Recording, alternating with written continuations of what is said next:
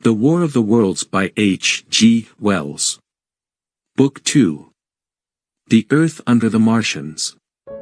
Chapter 1. Underfoot. In the first book, I have wandered so much from my adventures to tell of my brother's experiences that all through the last 2 chapters, I and the curate have been lurking in the empty house at Halliford whither we fled to escape the black smoke. There I will resume. We stopped there all Sunday night and all the next day, the day of the panic, in a little island of daylight, cut off by the black smoke from the rest of the world. We could only wait in aching inactivity during those 2 weary days. My mind was occupied by anxiety for my wife. I figured her at Leatherhead, terrified, in danger, mourning me already as a dead man.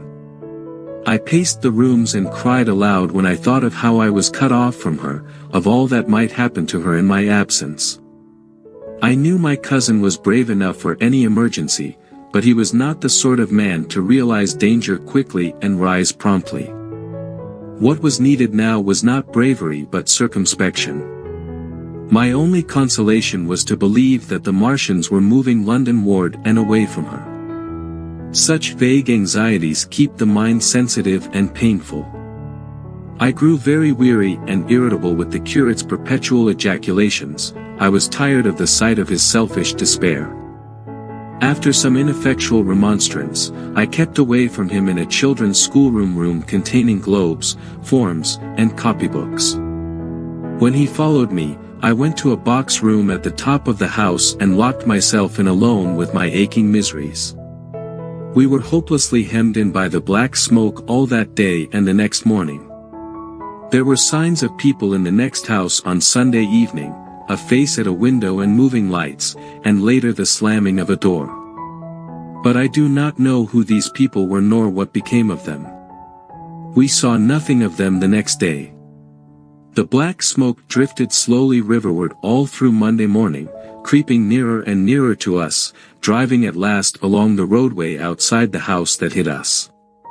A Martian came across the fields about midday, laying the stuff with a jet of superheated steam that hissed against the walls, smashed all the windows it touched, and scalded the curate's hand as he fled out of the front room. When we finally crept across the sodden rooms and looked out again, the country northward was like a black snowstorm had passed. Looking towards the river, we were astonished to see an unaccountable redness mingling with the black of the scorched meadows.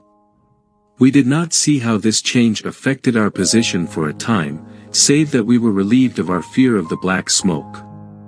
But later, I perceived that we were no longer hemmed in, that now we might get away. As soon as I realized that the way of escape was open, my dream of action returned. But the curate was lethargic, unreasonable. "We are safe here," he repeated, "safe here." I resolved to leave him. Would that I had. Wiser now for the artilleryman's teaching, I sought out food and drink. I had found oil and rags for my burns, and I also took a hat and a flannel shirt that I found in one of the bedrooms. When it was clear to him that I meant to go alone, had reconciled myself to going alone, he suddenly roused himself to come. And all being quiet throughout the afternoon, we started about 5 o'clock, as I should judge, along the blackened road to Sunbury. In Sunbury, and at intervals along the road, were dead bodies lying in contorted attitudes, horses and men, overturned carts and luggage, all covered thickly with black dust. That pall of cindery powder made me think of what I had read about the destruction of Pompeii. We got to Hampton Court without misadventure, our minds full of strange and unfamiliar appearances, and at Hampton Court, our eyes were relieved to find a patch of green that had escaped the suffocating drift. We went through Bushy Park, with its deer going to and fro under the chestnuts and some men and women hurrying towards Hampton, so we came to Twickenham. These were the first people we saw. Away across the road, the woods beyond Ham and Petersham were still burning. Twickenham was uninjured by either heat ray or black smoke, and there were more people about here, though none could give us news. Mostly, they were like ourselves, taking advantage of a lull to shift their quarters.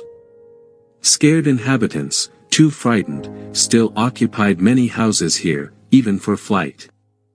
The evidence of a hasty route was also abundant along the road. I remember most vividly 3 smashed bicycles in a heap, pounded into the road by the wheels of subsequent carts. We crossed Richmond Bridge at about 8:30. We hurried across the exposed bridge, of course, but I noticed some red masses floating down the stream, some many feet across. I did not know what these were, there was no time for scrutiny, and I put a more horrible interpretation on them than they deserved. Here again on the Surrey side were black dust that had once been smoking dead bodies, a heap near the approach to the station, but we had no glimpse of the Martians until we were some way towards Barnes. We saw in the blackened distance a group of 3 people running down a side street towards the river, but otherwise, it seemed deserted. Up the hill, Richmond town was burning briskly. Outside the city of Richmond, there was no trace of the black smoke. Then suddenly, as we approached Kew, several people came running, and the upperworks of a Martian fighting machine loomed in sight over the housetops not 100 yards away. We stood aghast at our danger, and had the Martian looked down, we must immediately have perished. We were so terrified that we dared not go on but turned aside and hid in a shed in a garden. There the curate crouched, weeping silently and refusing to stir again. But my fixed idea of reaching Leatherhead would not let me rest, and I ventured out again in the twilight. I went through a shrubbery along a passage beside a big house on its grounds and emerged upon the road towards Kew. The curate I left in the shed, but he came hurrying after me. That second start was the wildest thing I ever did, for it was manifest that the Martians were about us. He no sooner had the curate overtaken me than we saw either the fighting machine we had seen before or another, far away across the meadows in the direction of Kew Lodge. 4 or 5 little black figures hurried before it across the green-gray of the field, and in a moment, it was evident this Martian pursued them. In 3 strides, he was among them, and they ran radiating from his feet in all directions. He used no heat ray to destroy them but picked them up individually. He tossed them into the great metallic carrier which projected behind him, much as a workman's basket hangs over his shoulder. It was the first time I realized that the Martians might have any other purpose than destruction with defeated humanity. We stood for a moment petrified, then turned and fled through a gate behind us into a walled garden, fell into, rather than found, a good ditch, and lay there, scarce daring to whisper to each other until the stars were out. I suppose it was nearly 11 o'clock before we gathered the courage to start again, no longer venturing into the road but sneaking along hedgerows and through plantations and watching keenly through the darkness, he on the right and I on the left, for the Martians, who seemed to be all about us. In one place, we blundered upon a scorched and blackened area, now cooling and ashen.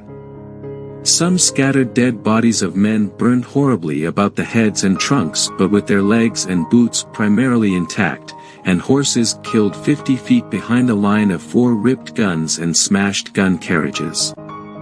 It seemed Sheen had escaped destruction, but the place was silent and deserted. Here we happened on no dead, though the night was too dark for us to see into the side roads of the site. My companion suddenly complained of faintness and thirst in Sheen, and we decided to try one of the houses. After a bit of difficulty with the window, the first house we entered was a small semi-detached villa, and I found nothing eatable left in the place but some moldy cheese. There was water to drink, and I took a hatchet, which promised to be helpful in our next housebreaking. We then crossed to a place where the road turned towards Mortlake. There stood a white house within a walled garden, and in the pantry of this domicile, we found a store of food, 2 loaves of bread in a pan, an uncooked steak, and half of a ham. I give this catalogue so precisely because, as it happened, we were destined to subsist upon this store for the next fortnight. Bottled beer stood under a shelf, with 2 bags of haricot beans and limp lettuces. This pantry opened into a kind of wash-up kitchen, and in this was firewood. There was also a cupboard, in which we found nearly a dozen burgundy, tinned soups and salmon and 2 tins of biscuits. We sat in the adjacent kitchen in the dark, for we dared not strike a light, and ate bread and ham and drank beer from the same bottle. The curate, who was still shy and restless, was now, oddly enough, for pushing on, and I was urging him to keep up his strength by eating when the thing happened that was to imprison us. "It can't be midnight yet," I said, and then came a blinding glare of vivid green light. Everything in the kitchen leaped out, clearly visible in green and black, and vanished again. And then followed such a concussion as I have never heard before or since. South close on the heels of this, as to seem instantaneous, came a thud behind me, a clash of glass, a crash and rattle of falling masonry all about us, and the plaster of the ceiling came down upon us, smashing into a multitude of fragments upon our heads. I was knocked headlong across the floor against the oven handle and stunned.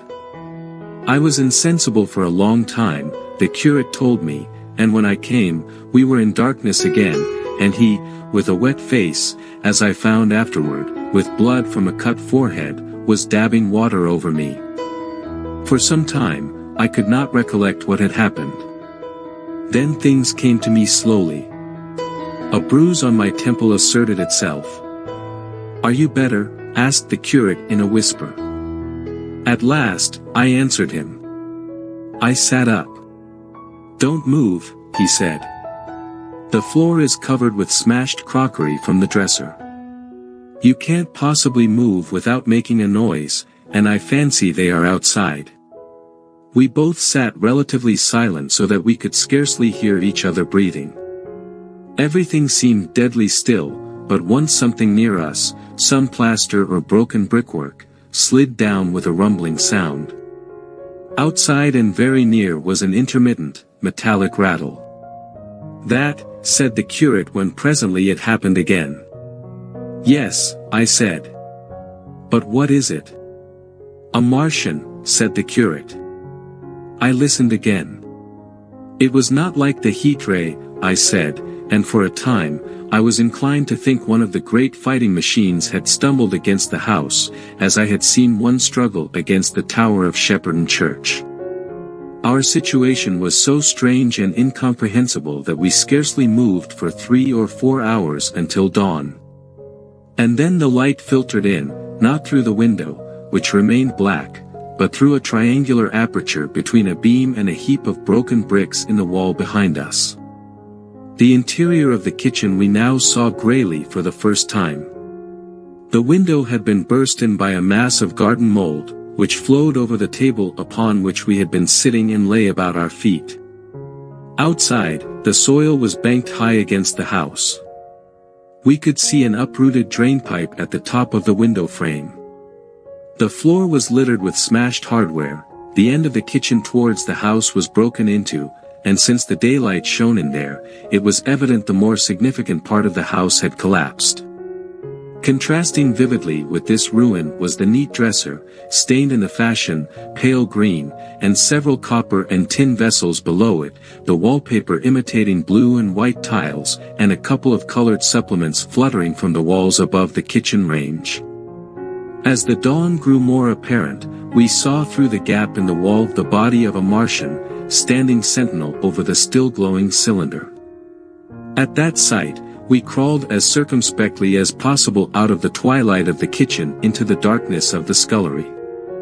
Abruptly the proper interpretation dawned upon my mind. "The 5th cylinder," I whispered, "the 5th shot from Mars, has struck this house and buried us under the ruins." For a time, the curate was silent, and then he whispered, "God have mercy upon us." I heard him presently whimpering to himself. Save for that sound, we lay quite still in the scullery. I, for my part, scarcely dared breathe and sat with my eyes fixed on the faint light of the kitchen door. I could see the curate's face, a dim, oval shape, and his collar and cuffs. Outside began a metallic hammering, then a violent hooting, and then again, after a quiet interval, a hissing like the hissing of an engine. These noises, for the most part, were problematical, continued intermittently, and seemed to increase in number as time wore on. A measured thudding and a vibration made everything about us quiver, and the vessels in the pantry ring and shift began and continued. Once, the light was eclipsed, and the ghostly kitchen doorway became dark. For many hours we must have crouched there, silent and shivering, until our tired attention failed. At last, I found myself awake and very hungry. We must have spent more than a day before that awakening.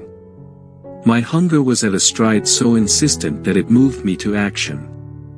I told the curate I would seek food and felt my way toward the pantry. He made me no answer, but so soon as I began eating, the faint noise I made stirred him up, and I heard him crawling after me. That is the end of chapter 1. Thanks for watching, and I'll see you at the next one.